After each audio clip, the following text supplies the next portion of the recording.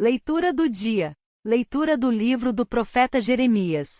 Isto diz o Senhor: maldito o homem que confia no homem e faz consistir sua força na carne humana, enquanto seu coração se afasta do Senhor. Como os cardos no deserto, ele não vê chegar a floração, prefere vegetar-se na secura do ermo, em região salobra e desabitada. Bendito o homem que confia no Senhor, cuja esperança é o Senhor. É como a árvore plantada junto às águas, que estende as raízes em busca da umidade. Por isso não teme a chegada do calor, sua folhagem mantém-se verde, não sofre míngua em tempo de seca e nunca deixa de dar frutos. Em tudo é enganador o coração, e isto é incurável. Quem poderá conhecê-lo? Eu sou o Senhor, que perscruto o coração e provo os sentimentos, que dou a cada qual conforme o seu proceder e conforme o fruto de suas obras. Evangelho do dia. Proclamação do Evangelho de Jesus Cristo segundo Lucas. Naquele tempo disse Jesus aos fariseus: havia um homem rico, que se vestia com roupas finas e elegantes e fazia festas esplêndidas todos os dias. Um pobre, chamado Lázaro, cheio de feridas, estava no chão, à porta do rico. Ele queria matar a fome com as sobras que caíam da mesa do rico. E além disso, vinham os cachorros lamber suas feridas. Quando o pobre morreu, os anjos levarão-no para junto de Abraão. Morreu também o rico e foi enterrado. Na região dos mortos, no meio dos tormentos, o rico levantou os olhos e viu de longe a Abraão com Lázaro ao seu lado. Então gritou: Pai Abraão, tem piedade de mim. Manda Lázaro molhar a ponta do dedo para me refrescar a língua, porque sofro muito nestas chamas. Mas Abraão respondeu: Filho, lembra-te de que recebeste teus bens durante a vida e Lázaro, por sua vez, os males. Agora, porém, ele encontra aqui consolo e tu és atormentado. E além disso, há grande abismo entre nós. Por mais que alguém desejasse, não poderia passar daqui para junto de vós, e nem os daí poderiam atravessar até nós. O rico insistiu: Pai, eu te suplico, manda Lázaro à casa do meu pai, porque eu tenho 5 irmãos. Manda preveni-los, para que não venham também eles para este lugar de tormento. Mas Abraão respondeu: Eles têm Moisés e os profetas que os escutem. O rico insistiu: Não, pai Abraão, mas se um dos mortos for até eles, certamente vão se converter. Mas Abraão lhe disse: Se não escutam a Moisés nem aos profetas, eles não acreditarão, mesmo que alguém ressuscite dos mortos. Palavras do Santo Padre. E aquele Lázaro, com as suas necessidades e as suas misérias, as suas doenças, era mesmo o Senhor que batia à porta, para que aquele homem abrisse o coração e a misericórdia pudesse entrar. Mas não, ele não via, estava apenas fechado. Para ele, além da porta, não havia nada. Peçamos ao Senhor, enquanto pensamos nisto, não sobre a nossa vida, a graça de ver sempre os Lázaros que batem no coração, e de sair de nós mesmos com generosidade, com atitude de misericórdia, para que a misericórdia de Deus possa entrar em nosso coração. Santos do dia. Santa Francisca Romana, fundadora das Oblatas de Tordes Pesci.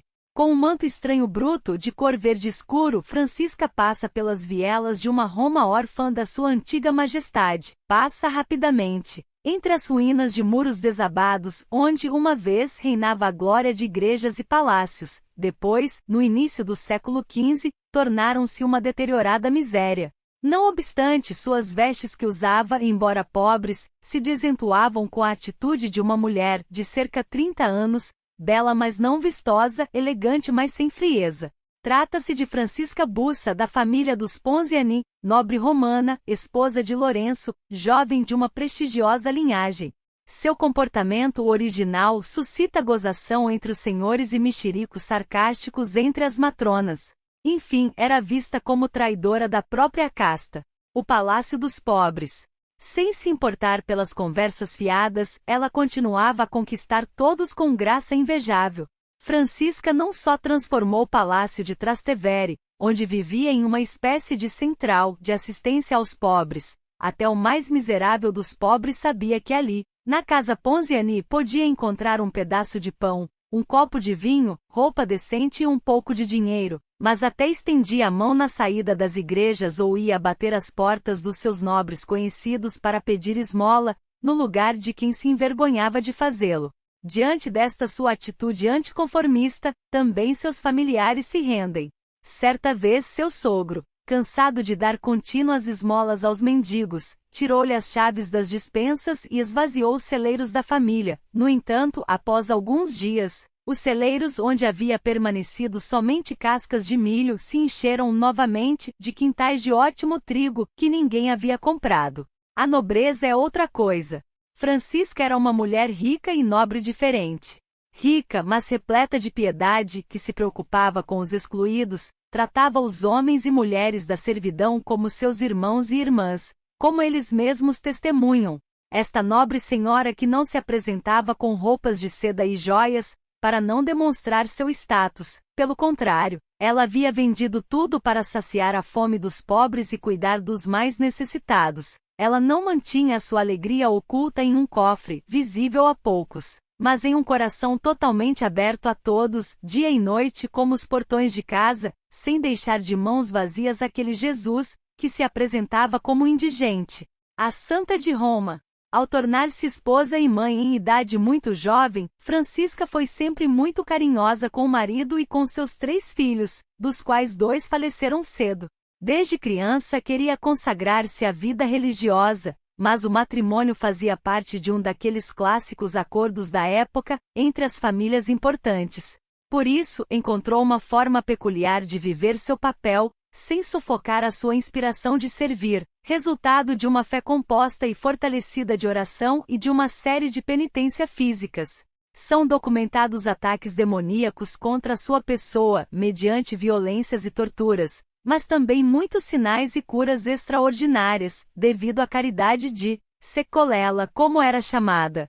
Em 1436, ao ficar viúva, Francisca retirou-se para o mosteiro das Oblatas da Santíssima Virgem que havia fundado, onde faleceu em 9 de março de 1440. Por 3 dias seguidos, multidões de pessoas faziam fila para o último adeus comovido àquela que todos já consideravam Santa de Roma. Santa 40 Mártires de Sebaste. 40 soldados santos, pertencentes a diferentes partes da Capadócia, foram presos, em 320, durante as perseguições de Licínio, por terem se convertido à religião cristã. Deixados-nos no frio invernal, em Sebaste, na Armênia, preferiram morrer congelados a renunciar à sua fé. Santa Catarina de Bolonha, Virgem Clarissa. Catarina foi educada na corte da família Estense. No entanto, preferiu viver no Mosteiro das Clarissas, em Ferrara, dedicado a Corpus Christi, lugar de silêncio, trabalho, oração e alegria. Mas Catarina fundou outro igual em Bolonha, onde foi abadesa até a morte, em 1463, em odor de santidade.